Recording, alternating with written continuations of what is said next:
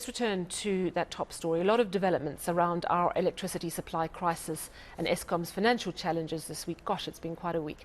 A firm return to stages 3 and 4 load shedding, a slight reprieve ahead with this Easter weekend. The controversial exemption of irregular, wasteful and fruitless spending from financial statements, that reversed yesterday. The state of disaster also scrapped yesterday. And also a glimpse into the forecast for the next 52 weeks shows a code red high risk of load shedding from Eskom. This is their prediction. And then, of course, today, the electricity minister, as we just played those clips, reporting back on his tour of the country's power stations and just really giving us the grim confirmation that winter is going to be really tough. I'm joined now by Hilton Trollip, energy analyst and UCT's research fellow at the Global Risk Governance Programme. Hilton, thank you so much for joining us. I think the thing that startled me was when he was talking about the demand during winter. He said it's going to go up to potentially 37,000 megawatts, but then says in the next breath, we can only produce 27,000 megawatts. Now that's a gap of 10,000 megawatts, bearing in mind that each state of load shedding is 1,000 megawatts. That suggests surely that we could be going to stage 10? Correct, Sally. That's what he was saying. That was the clear implication. And it's entirely not a surprise. And, you know, a good way to start an interview is to disagree with the interviewer when you said there have been lots of developments. And kind of on a horribly lighter note, well, there have been no developments in the physical system. It grinds slowly down and gets worse and worse. Lots of developments in terms of government announcements and regulations withdrawn and attempted, and a government gazette. And, you know, but the fact of the matter is that there's a physical system and there's an organization, two organizations, Eskom and the Department of Mineral Resources and Energy, and we're seeing no changes there. I don't expect changes at Eskom because they're doing their level best with the organization they've got. And should I just carry on and give you... I listened to the electricity minister's speech for 1 hour and 45 minutes. I sped it up to 1.5 times because he spoke so slowly. And he went excruciatingly through each power station, coal-fired power station. And basically what he said was, he went through each one and he said, we need lots more capital investment in coal-fired power stations, in these ones, to fix them, to refurbish them, and in coal mines. And in short, when I I analyzed the speech, it was essentially a pitch for huge investment in refurbishing our coal fleet and coal mines. And he didn't mention what all the independent analysts, the mainstream analysts, such as myself, but the CSIR, UCT, academic papers, Meridian Economics say the cheapest and the fastest solution to load shedding is a whole lot more wind and solar onto the grid. To be fair, Hilton, I think he did say that renewable energy is absolutely the way to go. But I would imagine, to your point about coal, that's not going to make our energy transition to green energy. That's not going to make us look very good.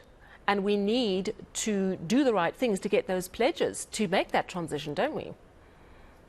We need to do that, but even without that pledge, Sally, it's the cheapest and fastest thing to do. And yes, he did say renewables is the future, but he just ignored it for the rest of the time, apart from regurgitating the baseload myth and saying that solar, he didn't mention wind, and he went into some depth saying solar only happens during the day, but what do you do at night?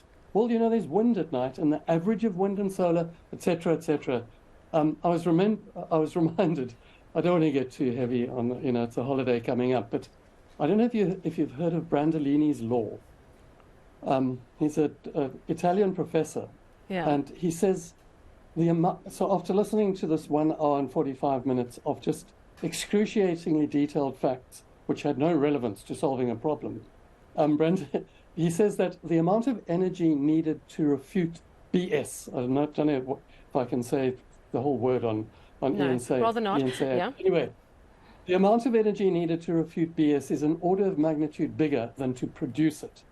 And that's how I felt. It was just reams of information. I think, I would imagine... Just a pitch for massive coal investment.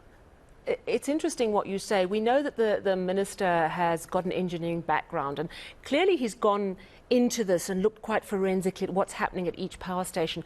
But at some point, he needs to zoom out really and give us that big picture of what's going to solve the problem. Let's hope he gets there, because the predictions are dire. I mean, if we look at Eskom's own risk assessment, and we're going to bring up the graph now, it's just red all down those columns, which means for the next 52 weeks, we are at an extremely high risk of load shedding. Last year was terrible for load shedding. Could this winter be the worst yet? Well, I always say, as a scientist, that this is an unreliable system and difficult to predict. But I won't predict, but I'll say there's a good chance that 2023 is going to be a lot worse than 2022. And I'll tell you why. Because I really watch the sector very carefully. There are no changes, Sally. It's getting worse. They're not actually grasping the nettle.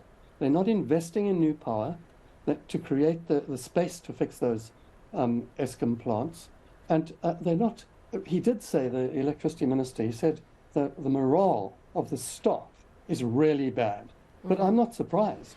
So that's getting worse, and the power stations are getting worse. So there's not a fact on the table of any act to fix this. It's just hot air. But at the same time, we know about solar farms that are being built. We know that municipalities are getting involved.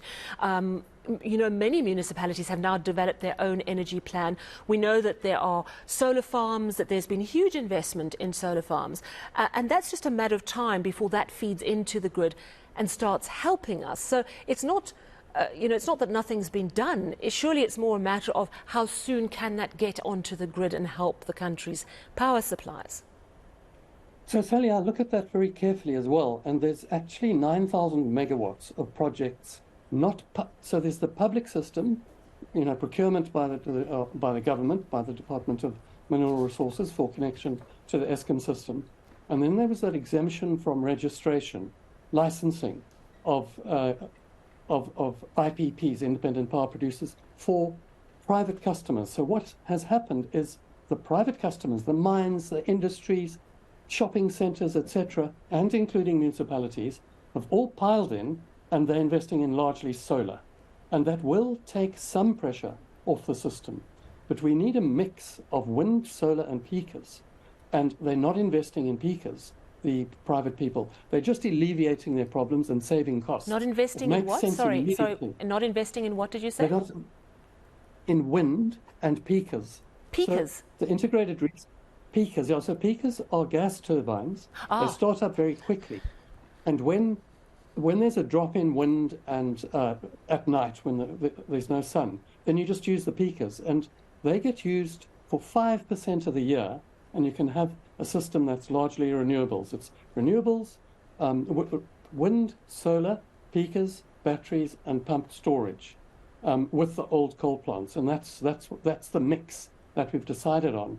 But we're not doing the mix. The private sector is just building solar, which I have. I've got it at home. Because firstly, it's cheaper than buying government power, but secondly, it solves load shedding. But if you look at the whole system, which is what we do with our quantitative models, we need a whole lot of wind as well. And until all new coal-fired power stations or new big, not peakers, but gas-fired stations. And I am convinced that the energy minister, minerals and energy minister, I'm not convinced, it's on his own version. He gave long interviews to an eNCA guy, to Lasizwe. He gave a long interview to Dennis Davis. And clearly, we've got a national energy policy, and then we've got Gwedi Mantashe's energy policy. Oh, yeah. And Gwedi Mantashe, he told to Lasizwe, he said, if the president can do renewables, I'm going to do coal and nuclear because I want baseload. He said that.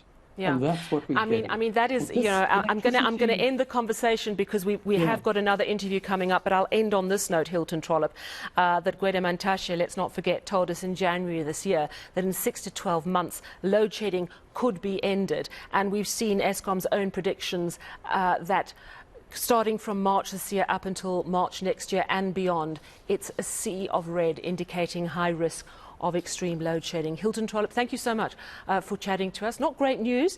Hilton not convinced that we're moving in the right direction to deal with our energy crisis.